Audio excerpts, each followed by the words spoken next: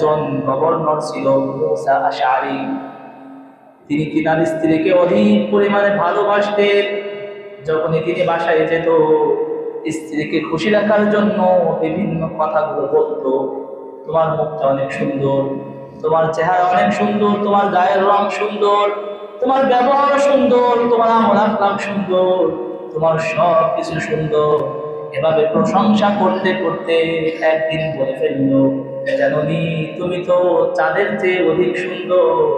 তুমি যদি চাঁদের চেয়ে অধিক সুন্দরী না হও, তবে তুমি 3 তালাক হয়ে গিয়েছো। এভাবেই তিনি মহব্বতের ঠেলায়, মহব্বতের জোশে বলে ফেলছে যে লাকাদ খালাকনাল ইনসানা ফি আহসানি তাকওয়িম। এই আয়াতের তাফসীরে কুরতুবীর মধ্যে লেখা হয়েছে। স্ত্রীও তো জ্ঞানী মানুষ, তিনি তার স্বামী থেকে আলাদা হয়ে গেলেন, পর্দার আড়ালে চলে গেলেন। স্বামী, এতক্ষণ আপনি যা বলেছেন সব ঠিক ছিল, আপনি এখন এটা কি বললেন? আমি যদি চাঁদের চেয়েও সুন্দরী না হই, তাহলে আপনার কথার জন্য এই শর্তে আমি তো তালাক হয়ে গিয়েছি।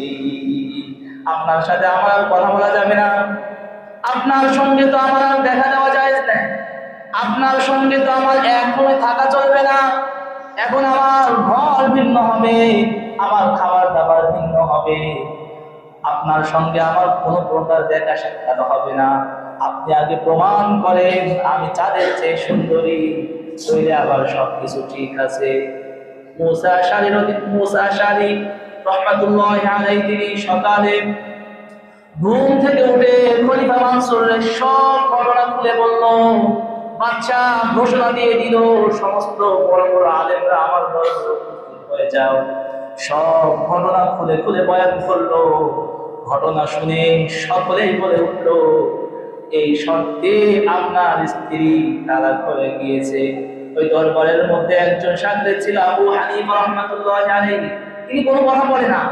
মুসা আশআরী দেখতেছে বাদশা খলিফা মানসুর, তিনিও দেখে কিছু বলে না। জিজ্ঞেস করলো, তুমি কিছু বলো, তোমার কাছে কোনো ফতোয়া নাই?